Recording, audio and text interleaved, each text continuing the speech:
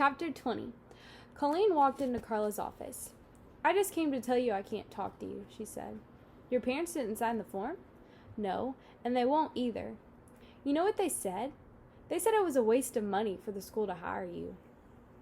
They said you should get married and have your own children before you start telling other parents how they should raise theirs." Carla shrugged. "They said if I have any problems, I should talk to them. But when I try to talk to them, they don't listen." She sighed.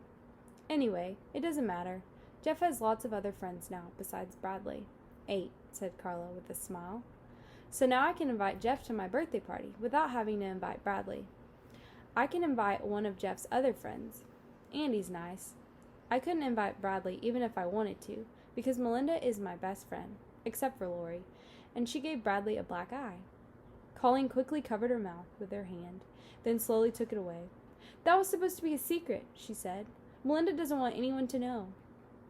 "I never repeat anything anyone tells me," Carla assured her. "Good," said Colleen. "Melinda would kill me." "Have you asked Jeff to your party yet?" "No, not yet, but I will.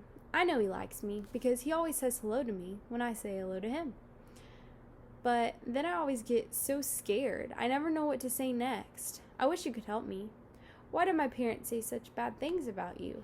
They don't even know you." "Your parents are just trying to do what's best for you," said Carla. "A lot of people think counselors don't belong in schools." She shrugged. "I guess they're afraid I might fill your head with all kinds of crazy ideas." Okay, chapter 21. "Hello, Bradley," said Carla. "It's a pleasure to see you today. I appreciate you coming to see me." She held out her hand. "I punched myself in the eye," he said as he walked past her. He didn't want her thinking someone else gave it to him. "I'm the only one who can beat me up." "Did it hurt?" she asked.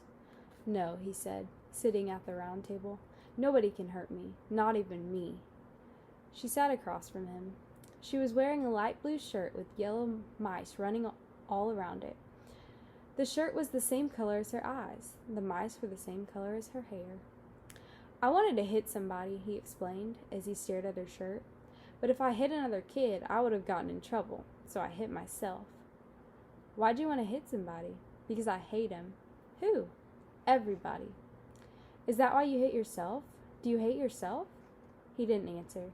He thought it was another one of her trick questions. "Do you like yourself?" she asked. He didn't trust that question either. "Maybe the reason you say you don't like anybody else is because you really don't like yourself." "I like myself," he said. "You're the one I don't like." "Tell me some things about yourself that you like." He glared at her. "I like you," she said. "I think you have a lot of good qualities, but I want you to tell me things you like about yourself." "I can't talk anymore," he said. "Why not?"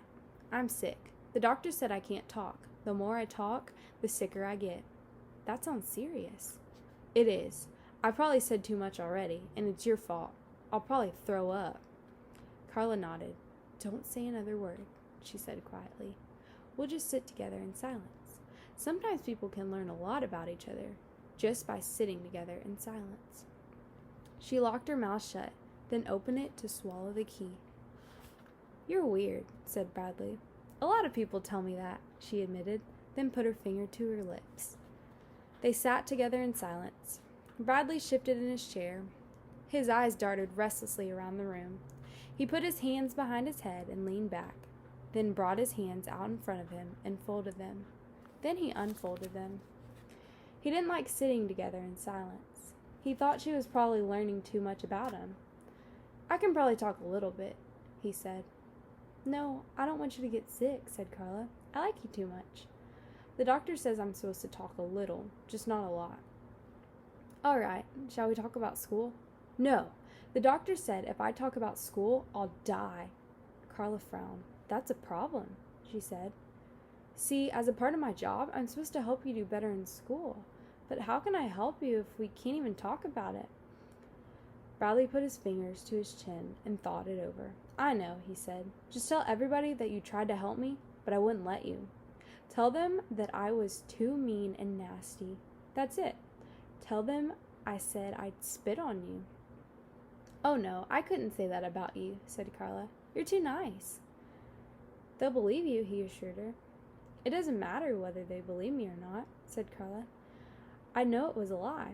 So? So when you tell a lie, the only person you're lying to is yourself. He didn't see anything wrong with that. If you're only lying to yourself, and you know it's a lie, then it doesn't matter. I just wish I knew why a smart kid like you keeps failing.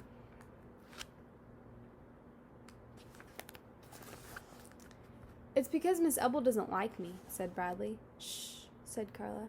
Don't talk about it. Well, I can probably talk about school a little bit without dying, he said. Okay, Carla said hesitantly, but as soon as you feel even a little bit like dying, let me know. We'll stop. They talked about school for about 15 minutes before Bradley felt like dying. Carla pointed out that the same questions that were on the test were also on his homework assignments. She suggested that if he did his homework, the test might be easy for him. The tests are easy, he told her. I could get 100 if I wanted. I'm the oldest kid in the class. I answer all the questions wrong on purpose. You know what I think? Asked Carla. I think you would like to get good grades. I think that the only reason you say you want to fail is because you're afraid to try. You're afraid that even if you try, you'll still fail. I'm not afraid of anything, said Bradley. I think you're afraid of yourself, said Carla. But you shouldn't be. I have lots of confidence in you, Bradley. I know you'd do so well if only you'd try. I can help you. We can help each other. We can try together. It was then that he told her he couldn't talk about school anymore or else he'd die. She thanked him for talking about it as much as he had. You are very brave, she said. She suggested that for their next meeting, he make a list of topics to discuss so that they wouldn't have to risk talking about school again. Is that homework? He asked. No, she assured him. You don't even have to put your name at the top. Good, said Bradley. He was glad it wasn't homework. It was time to return to class. Thank you for sharing so much with me today, said Carla to him. I enjoyed your visit very much. She held out her hand. He stuck his hand in his pockets and walked out of her office. And that is the end of chapter 21. We will pick up with chapter 22 on the next video.